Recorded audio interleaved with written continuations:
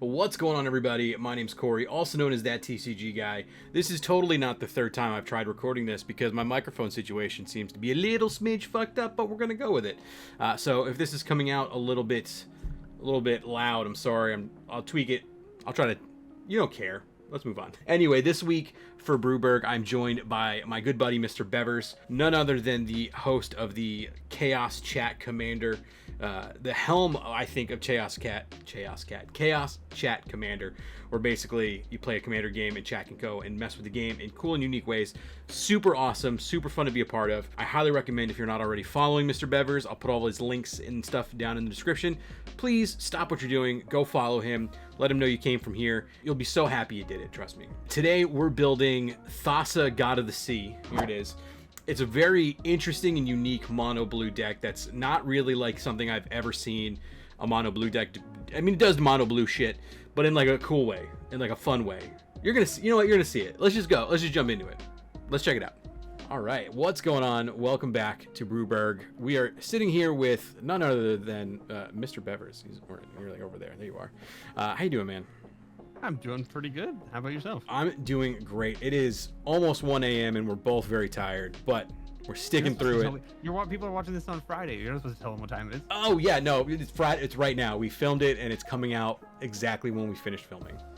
Pre-edited, exactly. Right out of the. They didn't know that we stayed up till some ridiculous time of day to. Right out of the gate. You're getting a peek behind the curtain. Anyway, Mr. Bevers, welcome to BREW-BRG. I'm gonna ask you a couple questions about the deck that we built here, but first, before we do that, I want you to say hi to everybody and let them know who you are and where they can find you. I will make sure to put all your links in the description below here, so go and click all those once you're done watching this. But in the meantime, let everyone know who you are, what you do in the Magic community, and if you have anything coming up soon that you want to talk about, you can do that now if you want. Awesome. Yeah, well, I mean, thanks for having me, Corey, and thanks for helping me get past this hurdle for the deck for today. Everyone will see here momentarily, I'm sure. I'm Mr. Bevers. I do a lot of YouTube content and Twitch content. I crack a lot of booster packs on YouTube. Have been doing so for a little over 7 years now, I think, something like that. It's been a long time. I'm currently doing Pack a Day series, where I'm basically opening a pack every single day in perpetuity. So I'm up to 450 something, so just like little shorts of a pack, and it's random packs. So if you like old packs, I have them. If you like new packs, I have them. If you like weird random packs, I have them too. Like, so they're all there. You can check them all out.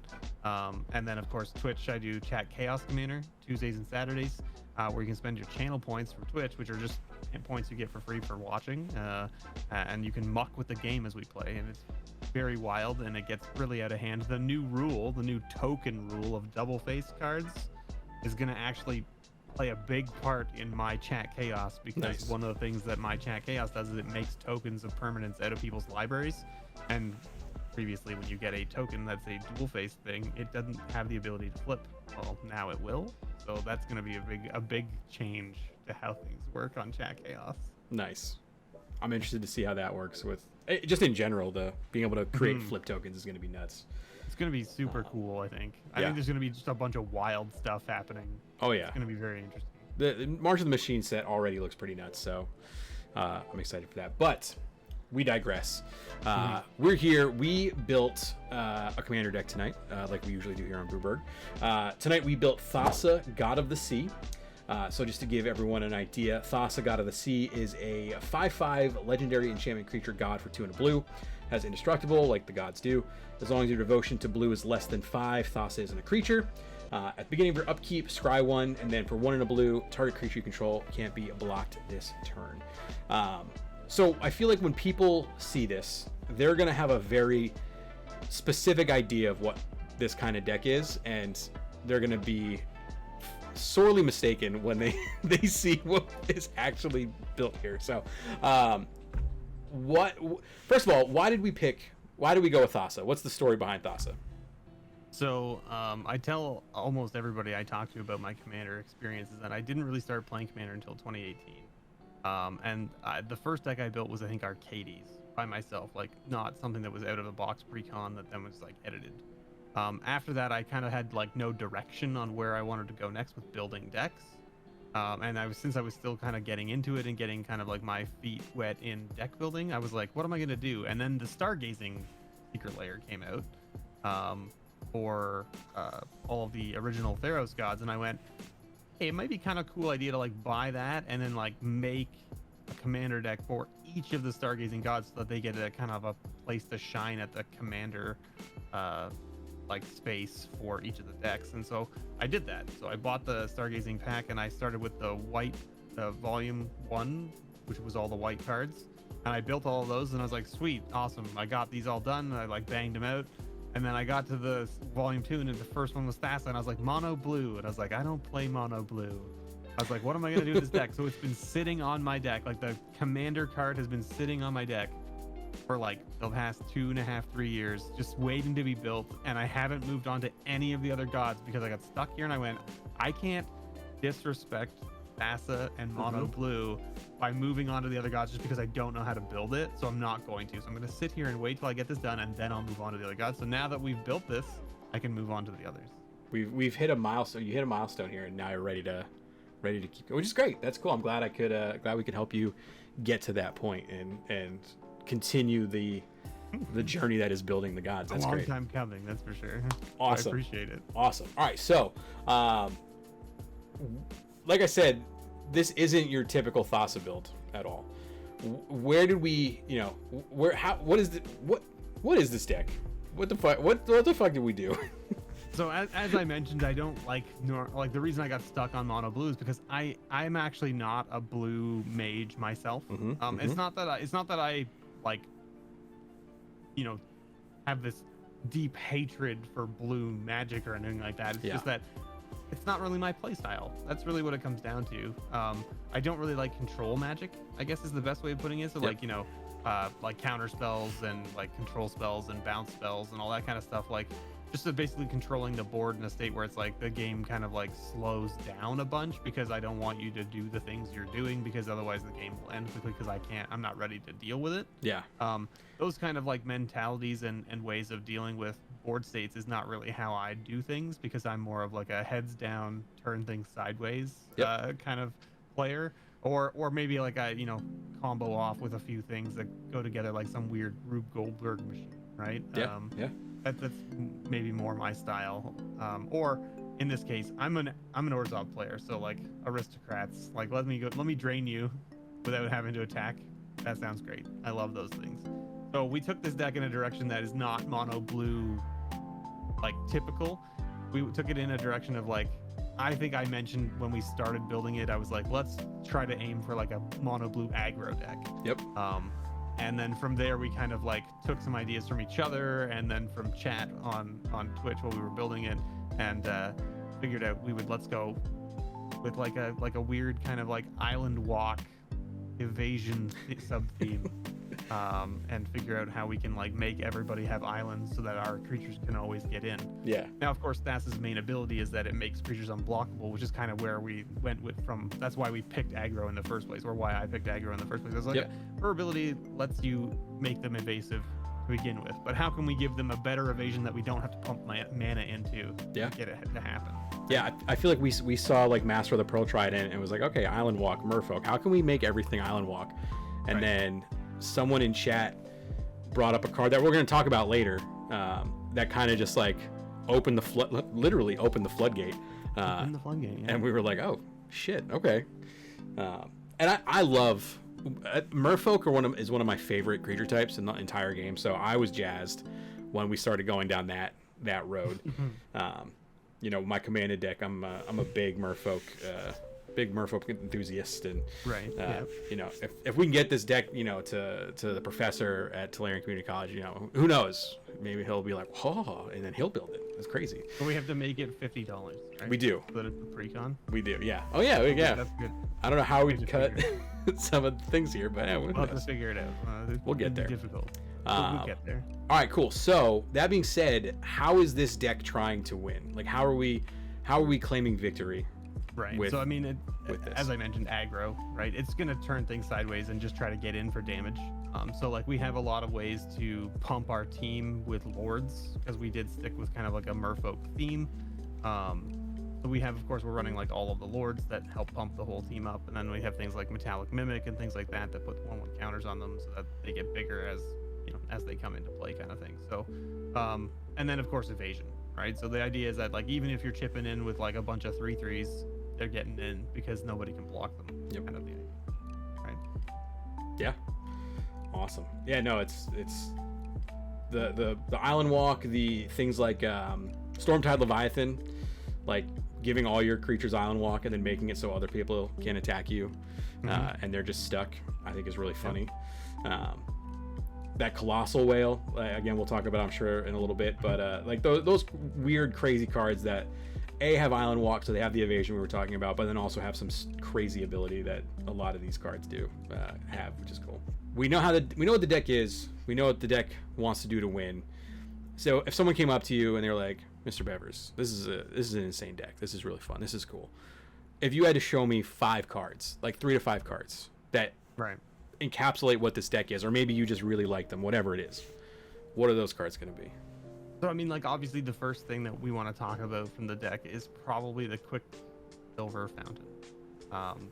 This is a card that is going to essentially make sure that everybody at the table has islands, so that way our Island Walk kind of takes effect and gets into play more often, right? Is the idea. Yep. So like this is a big one.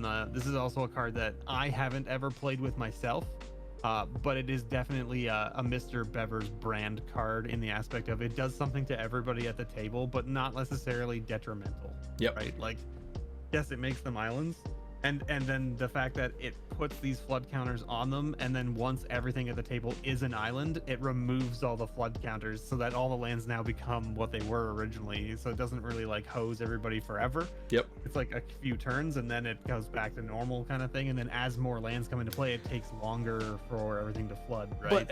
And also, now that I'm just reading this, if they remove this when like half of the lands are islands, the flood counters don't go away, right? Correct. Yeah, the flood counters don't move. They're stuck, so they're almost incentivized to keep it around at least for a rotation. If it gets to that point where it's already too long, Yeah. But that being said, like it puts the flood counter on there, and then those lands will not be islands with flood counters on it unless the fountain's in play, though. Oh, that's true. That's true. The flood counters don't actually make it an island themselves. It's the ability of the fountain that says, hey, if it has a flood counter, it's an island. All right, never mind. Reading the card explains the card, folks. That's important. But you're not wrong. Like if we have a way to reanimate the fountain later, those lands that had flood counters on them are now islands. Still islands again, yeah. Right. Yep. So like, this is a wacky spoiler card. alerts, there is ways to bring it back from the yard. Oh yeah, definitely. Just in case it does get blown up, which will most likely happen. Oh yeah, yeah. People are gonna see this once they realize what's happening. They're gonna have that moment where they're like, wait a minute, those things have Island Walk. Wait a minute, this thing turns it into islands. And then it's done. Then it's over. Mr. Bevers is playing a lot of Island Walk creatures, but no one at the table is playing blue except for him. This is weird. This is crazy. And like I didn't know some of these cards existed that turn things into like Quicksilver Fountain. I didn't know was a card. There's a few other ones that like turn things into islands or give people islands, and like I didn't know those things. I didn't know they existed. I'm not gonna be, if I sat down, like I know now because we built it, but like if I sat down across from this at first, I'd be like, okay, blue, I know Spreading Seas, and I know like Tide Shaper, and I'm like, okay, that seems like that's okay. I'm gonna like look at it and be like not too worried about it. But like then Lingering Mirage. Yeah. Right. Like that's basically like a Spreading Seas. Yeah. That's crazy. There's a lot of them. Right. A lot of them out there. It's a worse Spreading Seas because it doesn't let you draw a card, I guess. But still, right, when it comes in, but like it's still basically the same thing. It's still there. Not terrible, right? So. Yeah, there's some really weird cards that make things into islands, which is very interesting.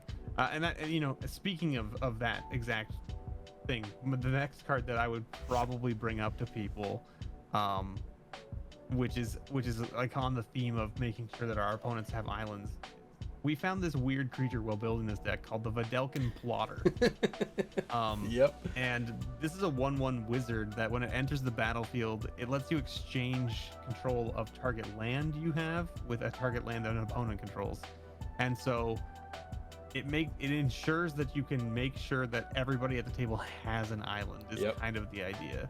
Even if they get rid of the flood counters, if they get rid of the island, all lands are islands, all of that kind of stuff. because we have a bunch of bounce effects in the deck as well, we can make sure that we can give an island to each player at the team at a minimum. Yep. Which I think is very funny, because it's just like this like additional like we couldn't find a way to make your lands into islands, so here you can have one of ours instead, right? like and honestly, maybe you get a cool utility land out of the deal as well. Who knows? Yeah. Right? Like, you get to pick their land that you steal. Right, exactly. You get to pick what's exchanged. So like that's nuts. It lets you just kind of rip into whatever they might be trying to do. Like maybe they have a Cabal coffers that they're utilizing and a great effect, right? Or something. Or maybe they have a Nykthos and you're like, hey, that Nykthos looks pretty good. Hey, that Nykthos looks pretty good. Maybe they have a Gaia's Cradle and you're like, well, I have a lot of creatures in play and I don't need green mana, but it makes a bunch. It's worth it.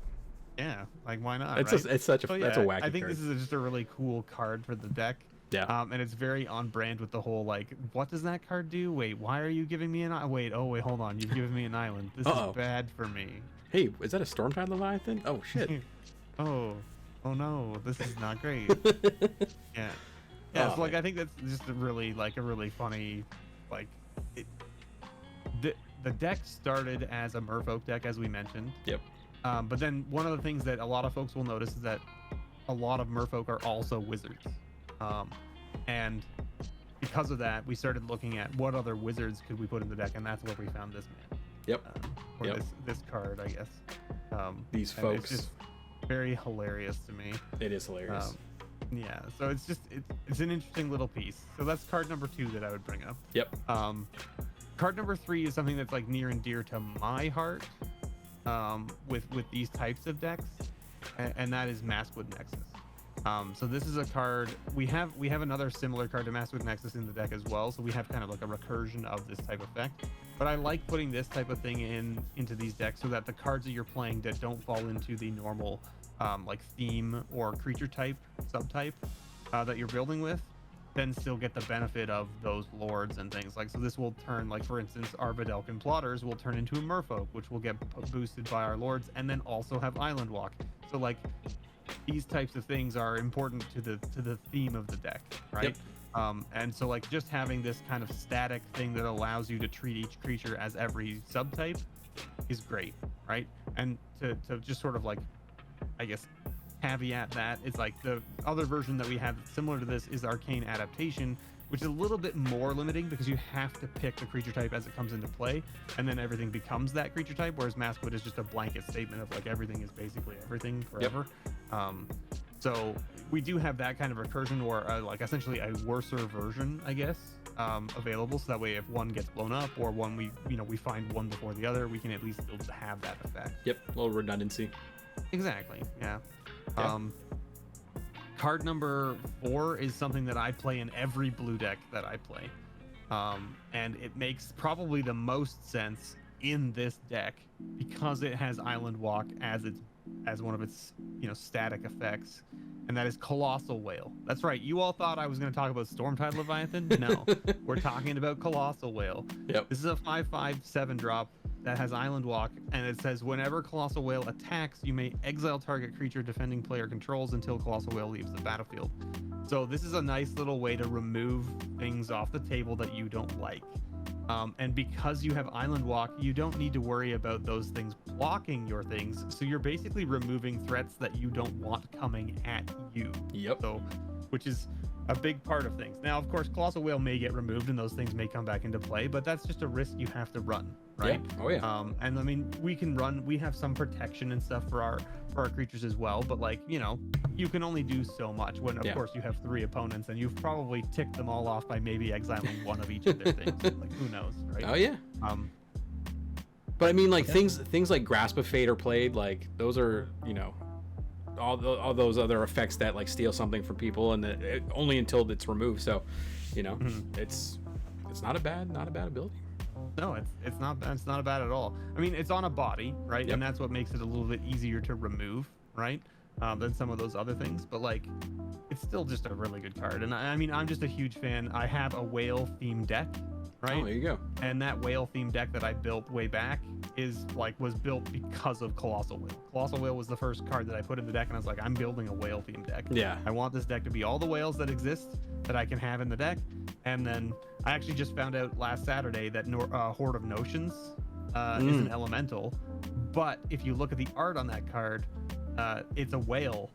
Like on the very left-hand side, it's the head of a whale. And I was like, do I have to run this as my commander now so that I have access to the other whales that are in other colors? Because right now my whale deck is only blue-green. Look at that. There's a whale there.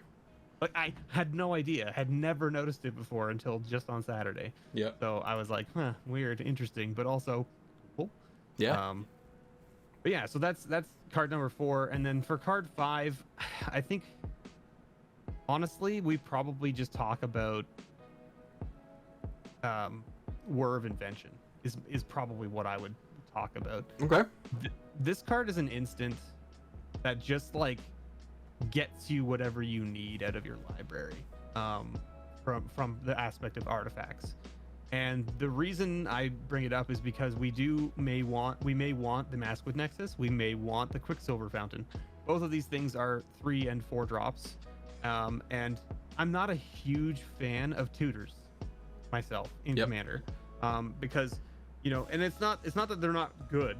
They're definitely good, right? The reason I don't like to look at them too often when I'm building decks is because I find they slow game down, right? That's about it. But when you have a tutor that's looking for like 1 or 2 things very specifically every time, then it's not as bad, right? So it's almost like the Whir of Invention is really only there as a second copy of those 2 cards, and that's it. Yeah. Right. And it's only because the deck really hinges on Quicksilver Fountain being in play, right? It kind of allows you to make sure that they do have islands that you can give out, right, at all times, right? Now we do have, of course, other things that make things into islands, like or give islands away, like the Videlkin Plotter and things like that. But like the Quicksilver Fountain does it the most efficient. It does, right? Yeah. So. Yeah, I would say those are probably the 5 cards that I would show to anybody to be like, this is what the deck is trying to do. Yeah, right? It gives them a good picture. Yeah. Now, of course, we didn't show any of the Merfolk off, right? Which is like the sub-theme of the deck. Yep. But I think like if I was to tell someone, hey, it's a Merfolk Islandwalk deck, they would go, okay, I know what Merfolk you're running. Like, I probably know what Merfolk you're running. I'm going to put 4 of the most essential Merfolk above us right now. Here you go. There's that one. That's a good one. Oh, look, I like this one a lot. And I definitely like that one. Right. Okay. But the 4th one, The 4th one's hit or miss. You could do without it. But you know what one we can't do without? It's not even a Merfolk, but it is a creature that we both seem to really enjoy. Can't do without Sand Squid. We need Sand Squid in there. I didn't bring it up because I was like, if I bring up Sand Squid while we're talking about the 5, like people are gonna go, "What the heck is this card?" They're gonna go, "What?" It has Island Walk. It's got Island Walk. It has Island Walk. And look at the art. That's hilarious. But it's like a little control piece that I just saw. Like we saw it when we were building the deck. I was like, it has Island Walk, so it's on theme, and it lets us like tap down a threat that we don't like. Yeah. And I think as a disclaimer at the end of the video, you know, and you said it before, like we're not shitting on control decks or like blue control. There's a lot of really good stuff there, and we definitely have peppered in just a little bit, like a nice little taste of control in here. Like it's not going to ruin someone's day, but it is going to, you know, protect our stuff and ensure that, you know, some of our things stick around, or you know, maybe we can counter a board wipe. Like we're not doing the typical let's bounce every single thing and then counter every single thing when you try to replay it, and guess what, you can't play counters. Exactly. Right. Exactly. So, you know, again, disclaimer at the end of the video, if you play a control mono blue deck, you're totally fine. You're good. Yeah, 100%. Awesome. Well, thank you again for coming and hanging out. This is a super fun looking deck, and I'm very excited to see this in play.